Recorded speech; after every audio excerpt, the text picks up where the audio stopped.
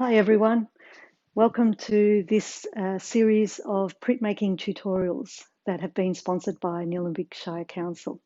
My name is Silvi Glattauer. I am a printmaker and photographer. I'm here at Balderson Studios in St Andrews, the studio where I work. Balderson Studio is also a printmaking facility studio that is open to artists and to the public. I manage the studio and we're quite an active printmaking facility. We're also part of the Nillumbik Artist Open Studios program, so anyone can come and visit and produce work here. So today I'm recording the first of a three-part series of printmaking tutorials. I'm going to be printing from a photographic plate, a photogravure, also known as a photo etching. This is a photogravure plate here. So this tutorial is going to concentrate on printing the plate in one color. The second tutorial, I'll be adding color to the plate before printing it. And the third tutorial is also going to add color in a different way using a method where I print a second layer of digital color and a second layer on a paper and add it onto the plate before printing. So the three tutorials will use the same image, the same plate, so that you can see a progression of how this image can be developed using three different techniques. I've already made the plate. It's quite an involved process. It's a photographic plate. The image, which is this image that you can see on screen, is transferred onto the plate using a UV light exposure method, and then the plate is etched with water. So it's an etched plate, which is called an intaglio plate. And once the plate has been made, it can be inked up and used as any traditional etching plate. So let's get into it. Let's make our first print.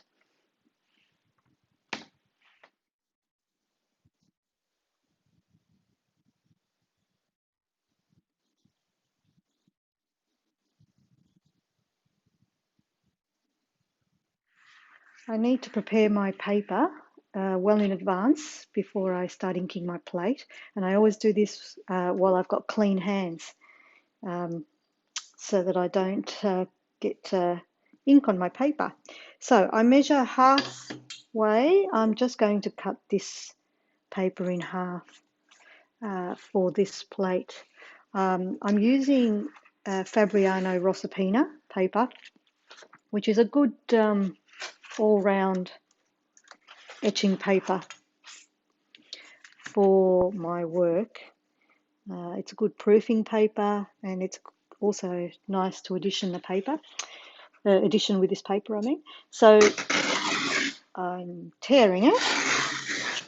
I always tear paper rather than cutting it with a knife, so that it has a nice finish when the print is framed, and you can see the edges of the paper if it's torn.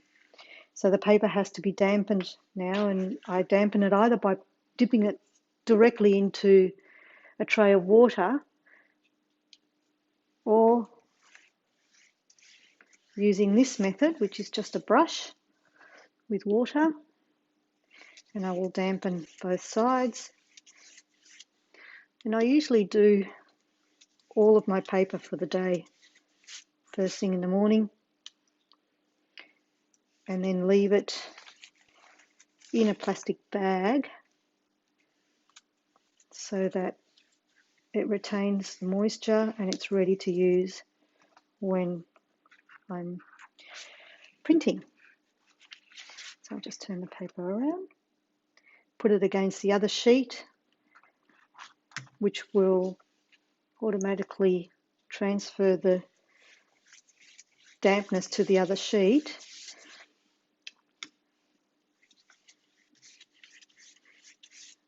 Nice even coat of water. If we're on tank water here in St Andrews, so I want to be careful that the water's nice and clean. And sometimes in the summer I'll use bottled water just in case, because we get a lot of debris in the tanks and the water doesn't come out as clean as I would like it to, and you don't want to stain the paper or transfer any muck. Great.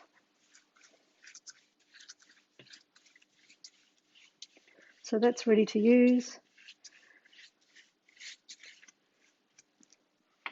I'm just going to leave that sitting there with another piece of paper over the top. Because I'm going to use this paper straight away, it's enough to leave it with another piece of blotting paper on the top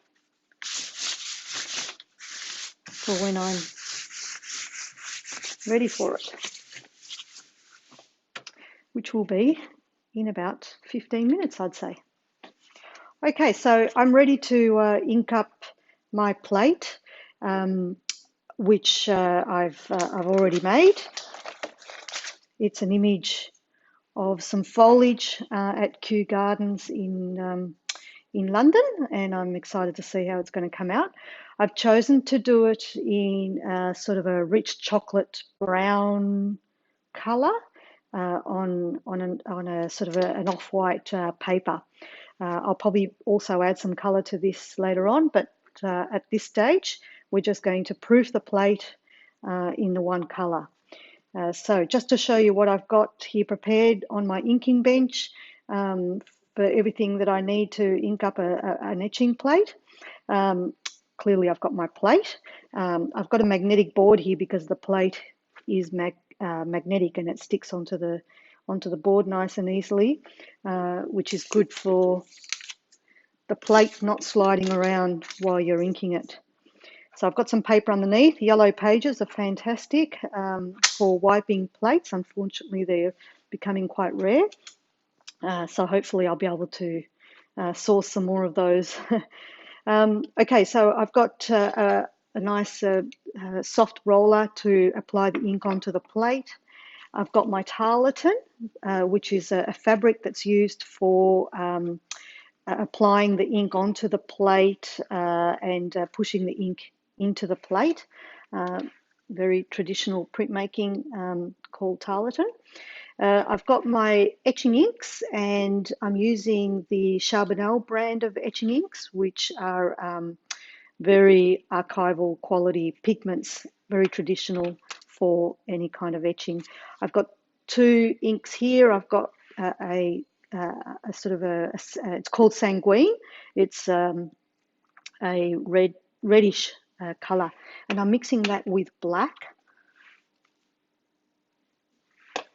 to get my chocolate brown sepia colour. And you can see here I've already mixed some up. I've added a little bit of plate oil to loosen up the ink. On cold days like today, you need something extra to let the ink run smoothly onto the plate, so I use plate oil. So I've mixed that up with a little palette knife, and that's ready to go. Just to show you what I use for cleaning, I use an orange solvent, which I buy from Bunnings. It's called Dissolve, I think. It's really good. It's a very low toxic solvent to use for cleaning. I also use regular vegetable oil, which is also fabulous for cleaning. I think that's pretty much it. I've got everything I need, so I will just go ahead and roll out some ink.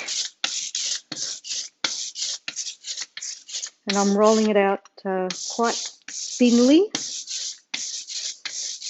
onto the glass. This table is covered with a glass top so that it's easy to clean back. And I will now apply this onto the plate. I'm just applying a nice thin coating onto the plate. You don't need a lot of ink, but you do need to apply it nice and evenly. So it ends up being like a nice thin film of ink onto the plate. So put my roller down, and now I'll start wiping the plate back with tarlatan. So I'm inking up the plate and using my tarlatan to push the ink into the plate. Hopefully you can see that nice and close up. So I'm just wiping the ink back, and you can see the image starting to come out. I'll just bring it up so you can get a bit of a closer look at how the image is starting to come through. Okay, so once I've got the plate to this point with the ink, I'm going to swap from the tarlatan to some paper, and I'm going to buff the plate. And I'm just taking the pressure off my hand when I buff with the paper, because I don't want to take the ink away from the dark parts of the plate, the grooves. So really the job of the paper is just to buff the surface of the plate where the highlights of the image are. So because this is an etching, it's a plate that is an intaglio plate, the darker parts of the image are the deeper parts of the plate, and the lighter parts of the image are towards the surface of the plate.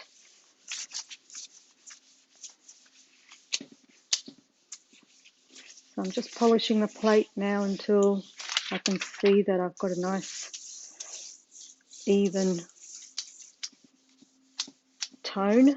I know where the tones should be because I'm familiar with the image. So now it's just a matter of that final buff. Okay, so let's get rid of the dirty paper.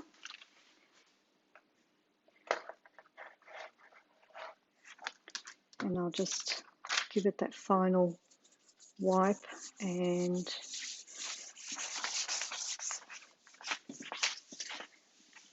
I'm going to take a cleanish rag and I'm going to go around the edge of the plate to clean the edges. Okay, that's looking really good. We'll print that up and see what happens. My plate is nicely inked. I've prepared the press. I've put down a registration sheet which basically gives me a guide as to where to place the plate in relationship to the paper. So I'll put the plate down, and I just need to get my paper, which I have left over here.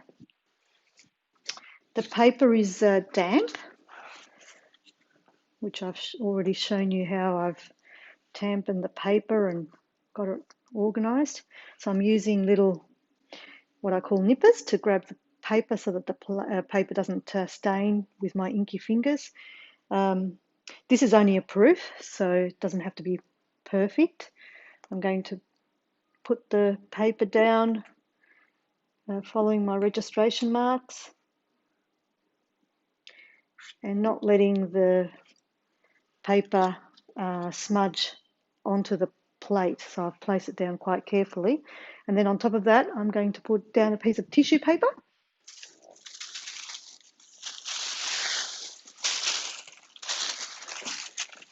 This is just a barrier to keep the blanket from getting any stains, which it already has got quite a lot of stains, but we'll try and keep them as clean as possible. It also stops the blanket from absorbing too much moisture from the paper. So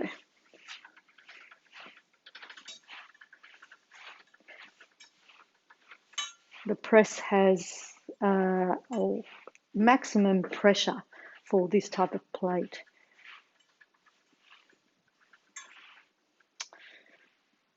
Okay, let's see how that comes out. I'll bring the camera up closer to reveal the print for you. The plate has gone through. I've taken off the tissue paper and I'm now going to reveal the print. Hopefully it's somewhat as I expect it to be. Yeah, that's looking pretty good. Okay. I think that's good. I'll just bring up the camera closer so you can get a nice close-up view as well. So here we are, the plate and the print. I think the color's pretty close to what I want. I feel like I'm going to add a little bit more warmth to it, add a little bit more sanguine ink to the black. But this is an image that has to be, I feel, has to be quite light and airy. I really want the feel of the light coming through the leaves. They look so beautifully translucent in the greenhouse, and I want that to come through in the print. So I'm pretty happy with that.